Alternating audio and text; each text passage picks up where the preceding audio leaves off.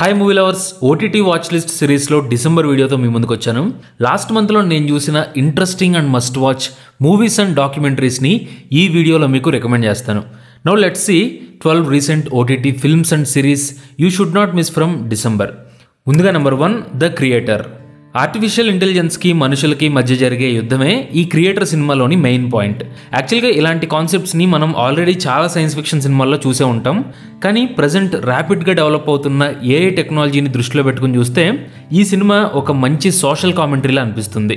అలాగే ఇందులో హీరో జర్నీకి కూడా ఎమోషనల్గా మనం కొంతవరకు కనెక్ట్ అవుతాం. ఇందులో కాన్సెప్ట్ కొత్తది కాకపోవచ్చు, కానీ ప్రజెంటేషన్ మాత్రం ఎఫెక్టివ్గా అనిపిస్తుంది.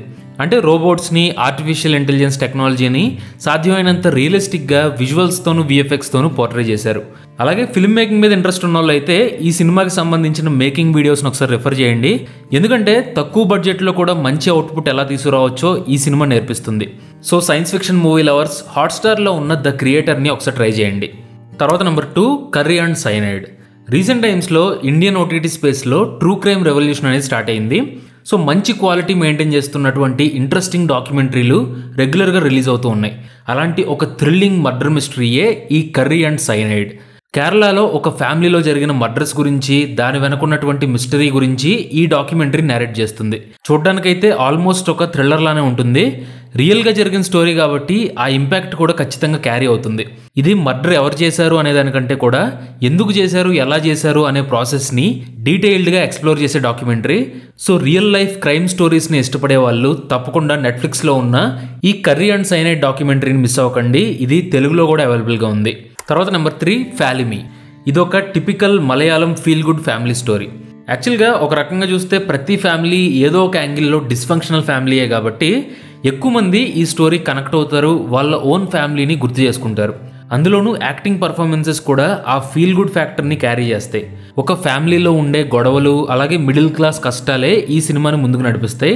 ఎక్కువగా ఆలోచించే పని లేకుండా ఈజీగా రిలేట్ చేసుకుని కాసేపు నవ్వుకునే సినిమా చూద్దాం అనిపిస్తే హాట్స్టార్లో ఉన్న ఫ్యాలిమీ మలయాళం మూవీని ట్రై చేయండి.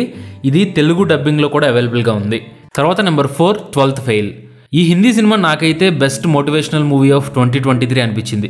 ఎందుకంటే ఒక పూర్ ఫ్యామిలీలో పుట్టి ఇంటర్మీడియట్ ఫెయిల్ అయ్యి ఎన్ని ప్రాబ్లమ్స్ వచ్చినా కానీ అనుకున్నది సాధించే స్టూడెంట్ కదే ఈ సినిమా. సో ఈ స్టోరీ మనల్ని కూడా ఇన్స్పైర్ చేస్తుంది. అందులోనూ రియల్ స్టోరీ కాబట్టి ఖచ్చితంగా ఇంపాక్ట్ కూడా బలంగా ఉంటుంది. ఇందులో మెయిన్ రోల్ చేసిన విక్రాంత్ మాసే పర్ఫార్మెన్స్ అయితే పీక్స్ అని చెప్పాలి. లైఫ్లో మనందరికీ కూడా చాలా డ్రీమ్స్ ఉంటాయి, కానీ కొన్నిటిని సాక్రిఫైస్ చేయలేం, డిసిప్లిన్డ్గా పనిచేయలేం. సో ఈ సినిమా చూస్తే మీ డ్రీమ్స్ని మళ్ళీ రీస్టార్ట్ చేస్తారు. హాట్స్టార్లో అవైలబుల్గా ఉంది, తెలుగు డబ్బింగ్ కూడా ఉంది, సో మిస్ అవ్వకండి. తర్వాత నెంబర్ 5, బ్లూ జే. దీన్ని హాలీవుడ్ 96 అనుకోవచ్చు. కొత్త సినిమా ఏం కాదు, 2016లోనే వచ్చింది. నెట్ఫ్లిక్స్లో అండర్ రేటెడ్ సినిమాలు ఏమున్నాయో వెతికితే నాకు కనిపించింది. నిజంగానే ఈ సినిమా మాత్రం ఒక ప్లెజెంట్ సర్ప్రైజ్ అని చెప్పాలి. ఎందుకంటే జస్ట్ 2 క్యారెక్టర్లతో 1 డేలో జరిగే స్టోరీ ఇంత హార్ట్ టచింగ్ ఎక్స్పీరియన్స్ ఇస్తుందని ఊహించలేదు. బ్లూజే సినిమా కథపరంగా సింపుల్గానే ఉంటుంది, కానీ యాక్టింగ్ వల్ల, ఇంటిమేట్ మూమెంట్స్ వల్ల జెన్యూన్గానే మన హార్ట్కి టచ్ అవుతుంది. ఇద్దరు చైల్డ్హుడ్ ఫ్రెండ్స్ చాలా రోజుల తర్వాత కలుసుకుంటే ఏమవుతుంది అనేది కథ. సినిమా అయితే బ్యూటిఫుల్ బ్లాక్ అండ్ వైట్ సినిమాటోగ్రఫీతో మనల్ని కూడా పాత నోస్టాల్జియాలోకి తీసుకెళ్ళిపోతుంది.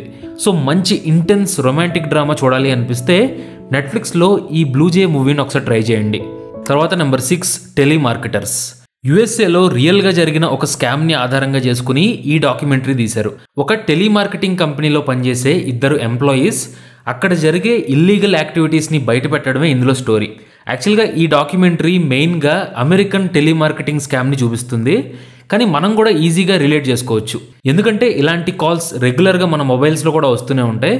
సో మెయిన్గా ఈ డాక్యుమెంటరీని రికమెండ్ చేయడానికి రీజన్ ఏంటంటే స్కామ్తో పాటు దాన్ని రివీల్ చేసినటువంటి ఫిల్మ్ మేకర్స్ యొక్క ఐడెంటిటీ అండ్ క్యారెక్టరైజేషన్ చూడడానికి ఇంట్రెస్టింగ్గా అనిపిస్తాయి.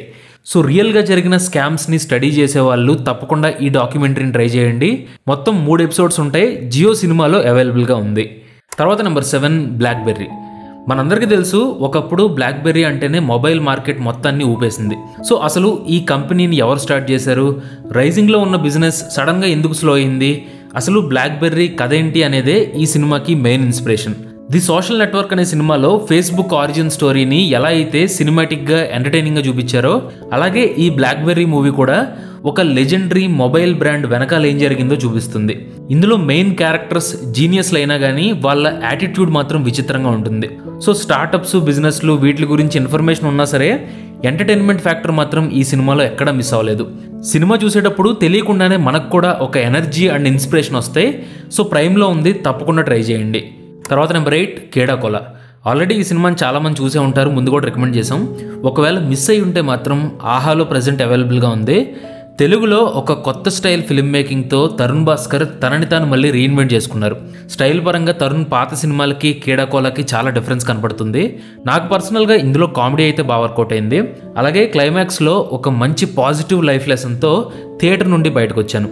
మరీ పాత్ బ్రేకింగ్ సినిమా అని చెప్పను కానీ జెన్యూన్గానే మనల్ని నవ్విస్తూ ఫీల్ గుడ్ ఎమోషన్ ఇచ్చేటువంటి ఒక మంచి తెలుగు క్రైమ్ కామెడీ. సో తప్పకుండా చూడండి, ఆహాలో అస్సలు మిస్ అవ్వకండి. తర్వాత నెంబర్ 9 3 of Us. మనం పెద్దోళ్ళు అయిపోయి ఏజ్ వచ్చే కొద్దీ చిన్నప్పుడు పెరిగినటువంటి ప్లేసు, ఆ జ్ఞాపకాలు బాగా గుర్తొస్తాయి. సో మీరు కనుక పాత మెమరీస్, స్కూల్ డేస్ గుర్తు చేసుకుందాం అనుకుంటే 3 of Us అనే హిందీ సినిమాని ట్రై చేయండి. నిజంగా నాకైతే ఈ సినిమాని చూసేటప్పుడు టైం మెషిన్లో ఒక 20 సంవత్సరాలు వెనక్కి వెళ్ళిపోయినట్టు అనిపించింది. అలాగని రెగ్యులర్గా రొటీన్గా చూసేటువంటి ఫీల్ గుడ్ సినిమాలో ఉండదో ప్రతి సీన్ని కంగారేం లేకుండా స్లోగా చూపించడం వల్ల మన మైండ్లో కూడా ఒక బ్రీతింగ్ స్పేస్ వచ్చి మన ఓన్ లైఫ్ ఎక్స్పీరియన్స్ సినిమాలో ఒక పార్ట్ అవుతుంది. 3 of Us అనేది బేసిక్గా 40sలో ఉన్న ఒక ఉమెన్ కథ, తన మూలాల్లోకి వెళ్ళేటువంటి జర్నీ.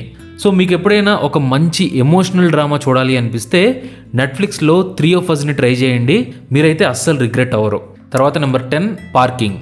ఒక చిన్న పాయింట్ని తీసుకుని రైటింగ్తో, ఫిల్మ్ మేకింగ్తో ఆడియన్స్ని ఎలా ఇంప్రెస్ చేయొచ్చో ఈ పార్కింగ్ సినిమా ప్రూవ్ చేసింది. బేసిక్గా ఈ సినిమా టైటిలే స్టోరీలోని మెయిన్ కాన్ఫ్లిక్ట్. సో ఒక రెంటెడ్ హౌస్లో 2 ఫ్యామిలీస్ మధ్య జరిగే ఈ కథని యాక్టింగ్ పర్ఫార్మెన్సెస్తో MS Bhaskar and Harish Kalyan elevate చేశారు.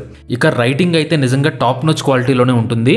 ఎక్కడా కూడా ఆడియన్స్ని గ్రాంటెడ్గా తీసుకోకుండా debut film maker Ram Kumar ఒక మంచి థ్రిల్లింగ్ ఎక్స్పీరియన్స్ని అందించారు. లాస్ట్ ఇయర్ తమిళ్లో వచ్చిన బెస్ట్ మూవీస్లో పార్కింగ్ కూడా ఒకటి. సో ఫ్యామిలీ ఎమోషన్స్ ఉండే మంచి థ్రిల్లర్ మూవీ చూద్దాం అనిపిస్తే తెలుగులో కూడా అవైలబుల్గా ఉంది. ఈ పార్కింగ్ని అస్సలు మిస్ అవ్వకండి. Next number 11 Swathi Muthina Male Haniye. Raj B Shetty direct చేసిన ఈ సినిమా థియేటర్స్లో పెద్దగా బజ్ అయితే క్రియేట్ చేయలేదు. కానీ మీకు గనక హ్యూమన్ టచ్ ఉండే డ్రామాలు నచ్చితే స్వాతి ముత్తిన మాలే హనియే ట్రై చేయొచ్చు. జనరల్గా బతకడం ఎలాగో తెలియాలి అంటే చావు గురించి ఆలోచించమని చాలామంది ఫిలాసఫర్లు చెప్పే ఉంటారు. అలా డెత్ గురించి ఆలోచించేలా చేసే సినిమా ఇది. కాకపోతే ఇలా లైఫ్లో కొద్దిగా స్లో డౌన్ అవ్వాలి అనేటువంటి మూడ్ ఉన్నప్పుడు మాత్రమే ఈ సినిమాని చూడండి. ఎందుకంటే డ్రామాటిక్ సీన్స్ ఉండవు, పెద్ద పెద్ద డైలాగులు ఉండవు, మినిమలిస్టిక్గా ఉంటుంది. క్యాన్సర్తో చనిపోయే మనిషి కొత్తగా ప్రేమని వెతుక్కోవడం అనేది చాలా క్లీషే సబ్జెక్టే. కానీ film maker philosophy and personal point of view ఏంటి అనేది మనం అబ్జర్వ్ చేయాలి. సో ఈ డెత్ అనే థీమ్ నచ్చే వాళ్ళు ప్రైమ్లో ఈ మూవీని మిస్ అవ్వకండి. ఫైనల్గా number 12 leave the world behind. ప్రపంచం అంతమైపోతూ ఉంటే కొంతమంది ఎలా సర్వైవ్ అయ్యారు అనేది కదా. యాక్చువల్గా ఈ సినిమాని ఒక ఫ్రస్ట్రేటింగ్ ఎక్స్పీరియన్స్ అనే చెప్పాలి. ఎందుకంటే క్లైమాక్స్ కొద్దిగా ఓపెన్ ఎండింగ్లా ఉంటుంది. మనం ఓన్గా ఆలోచించి సబ్జెక్టివ్ కంక్లూజన్కి రావాలి.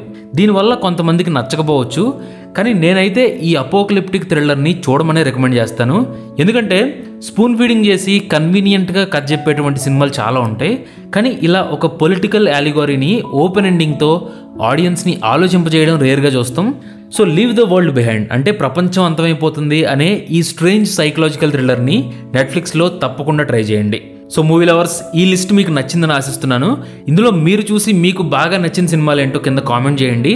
అలాగే కంటెంట్ నచ్చితే please subscribe and support filmy గిక్స్. Thanks for watching.